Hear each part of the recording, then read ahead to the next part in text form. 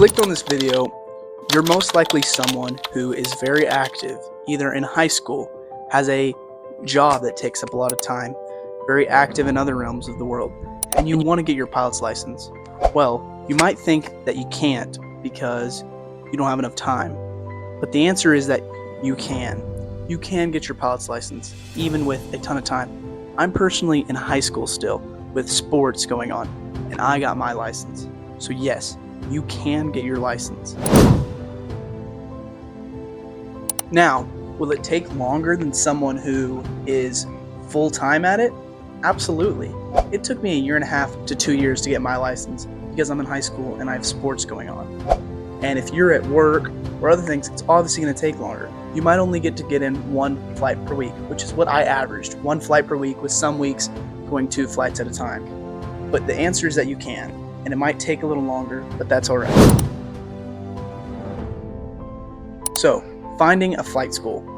You're going to want to go to a flight school that does one-on-one training, that you're not in some structured program where they have time sets for you and all these things, accelerated schools. You're not going to be able to do those. You want to go to family-owned flight schools, things that can schedule you just once a week, and that's how they do it.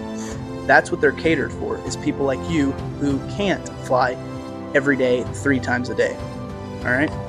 So the 141 schools and all that stuff that's accelerated are out of the window because they go on a structured program where they're fast. You got to be full-time. You cannot be committed to any other things. All right?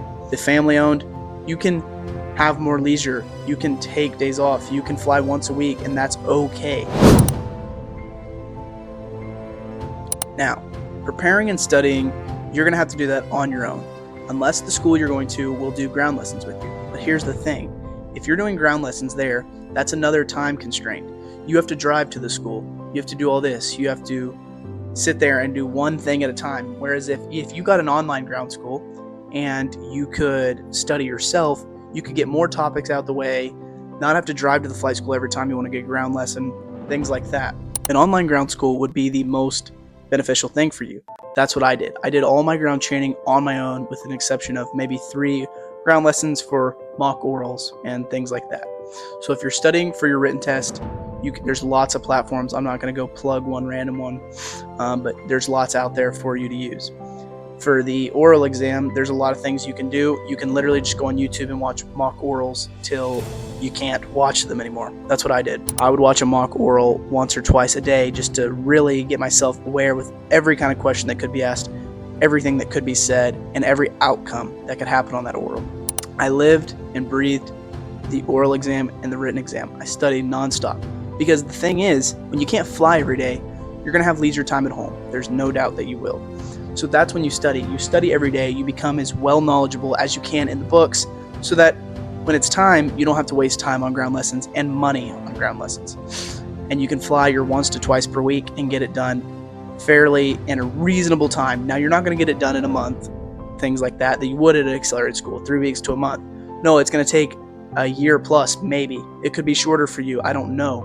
The school I was at was pretty slow. It took me about 1.5 to 2 years. I don't know the exact dates. But just so you know, it will be slower, but it is worth it. All right, guys, it is worth it. Now, if you still are looking at this and you are looking at your calendar and you just literally do not have time to flight train, well, maybe it's not for you.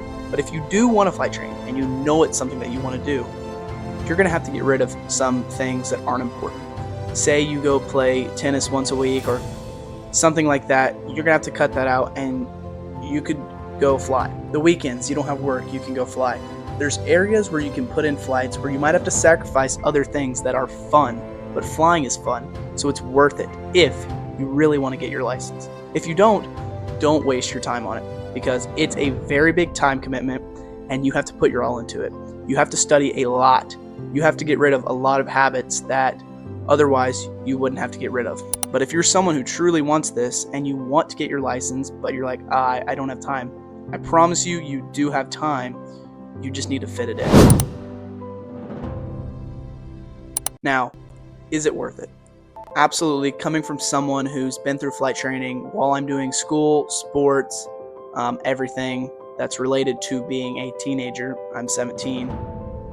it's absolutely worth it. It is 110% worth it for you to get it if you love aviation. So what I would encourage you to do is go on that discovery flight. See if you like it.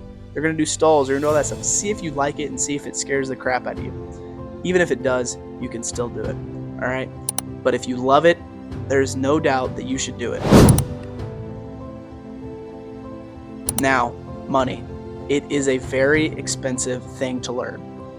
Flights can range from $300 to $700 a flight, even more, depending on what you're doing and how long your flight is. But flights can 110% be expensive. So if you don't have the money to spare to go to things like that, then there is always loans, but I don't know if I would recommend that. I don't think I'm in the space to talk about that at all. I'm just an aviation guy.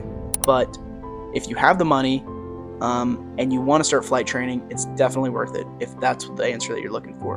Now, check rides can cost you from anywhere from $1,000 to more.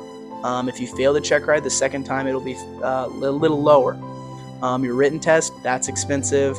The study programs you're going to use to study at home are expensive, but if you look at it compared to if you were going to get ground lessons for everything, it's a lot less expensive, but you do have to learn it on your own, and you have to be disciplined enough to study by yourself. No one's going to study for you. So the final note, is it worth it and should you do it?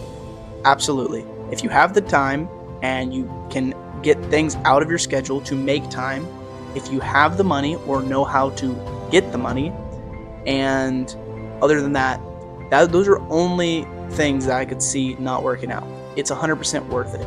Now, I would get your medical before you start flight training just so you can make sure that you don't waste money and time, because if you can't pass medical, you're in for a lot of money lost and time lost. So make sure you can get a medical before you start flight training. So absolutely, it's worth it. Coming from someone who did it while in high school, while in sports, it's definitely worth it, and you should go get that license.